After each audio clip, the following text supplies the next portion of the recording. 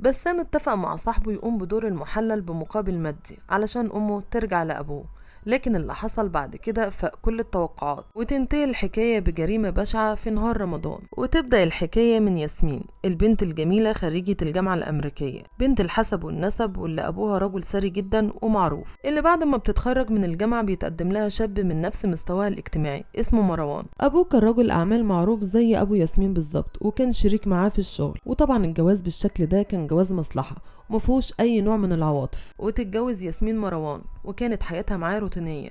واكتشفت بعد الجواز ان هو متعدد العلاقات النسائية، وكان بيخرج من علاقة ويدخل في علاقة تانية. بس برغم كل ده كانت ياسمين متحملة عيشتها معاه، وكانت رافضة فكرة الطلاق لان جوازها ما كانش لسه عدى عليه سنة. وفي يوم كانت ياسمين في مشوار، وبعد كده رجعت الفيلا اللي كانت ساكنة فيها علشان تتفاجئ بجوزها بيخونها مع واحدة تانية في أوضة نومها، وبتحصل مشكلة كبيرة جدا ما بينهم، وياسمين بتصمم على الطلاق، وفعلا مروان بيطلقها وكل واحد منهم بيروح لحاله. بس بعد الطلاق بمدة بسيطة بتكتشف ياسمين انها حامل، ومروان لما بيعرف بيروح علشان يعتذر لها ويصالحها، وبيحلف لها ان دي اخر غلطة ومش هيعمل كده تاني. وفعلا الاهل والمعارف بينجحوا ان هم يصالحوهم علشان الطفل اللي جاي يتربى بين امه وابوه. وبترجع ياسمين تاني لعصمة مروان، وبعد مرور كام شهر بتخلف ولد وبتسميه بسام. بس للاسف مروان ما اتغيرش برغم ان ربنا كرمه بولد، ولسه علاقاته متعددة مع الستات. وتمر السنين وياسمين بتحاول تتغاضى عن افعال مروان المشبوهة علشان ابنهم يتربى ما بينهم، لحد ما بتعرف ان جوزها اتجوز السكرتيرة الخاصة بيه.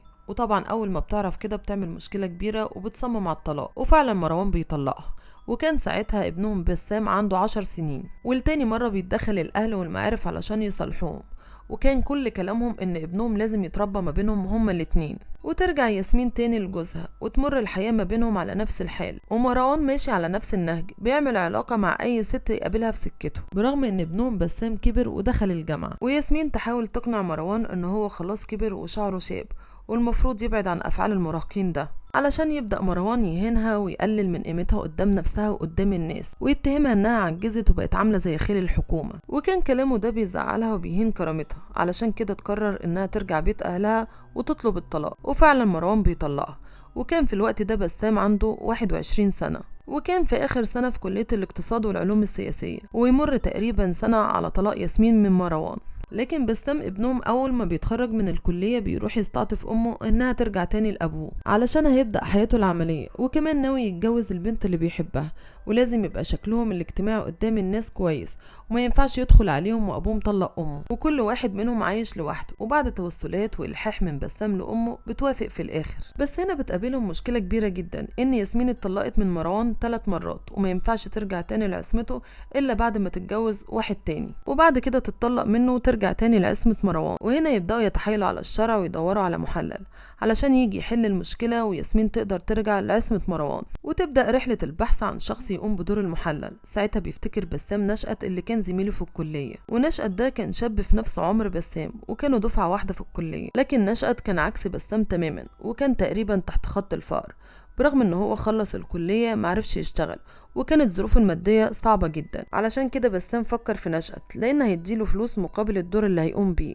لان ظروفه صعبة جدا ومحتاج الفلوس دي، وهو الوحيد اللي يقدر يأمن على امه معاه، لانه كان صاحبه وفي نفس الوقت كان صاحب افضال كتير على نشأت. وتوافق ياسمين ومروان على فكرة بسام، وبسام يروح لنشأت علشان يقنعه بالموضوع. وطبعا نشأت بيوافق علشان صاحبه، وفي نفس الوقت علشان المبلغ اللي عرضوا عليه، وبيتفقوا معاه ان الجواز كام ساعة بس، واول ما يطلع النهار بيطلق ياسمين اللي قد امه. لكن ساعة كتب الكتاب المأذون بيفجر المفاجأة، بيأكد ان العريس نشأت لازم يدخل مع العروسة ياسمين في خلوة شرعية تامة، ولو ما حصلش ده ودخل بيها بيعتبر الجواز باطل، حتى لو رجعت لجوزها الاولاني بعقد جديد برضه بيعتبر باطل، وبيقع في اطار الزنا والعلاقات الغير مشروعة. وبرغم كل اللي قاله المأذون بس كلهم بيوافقوا، وطبعا بيبينوا قدامه ان هم يعملوا ده، وفعلا بتتم الجوازة.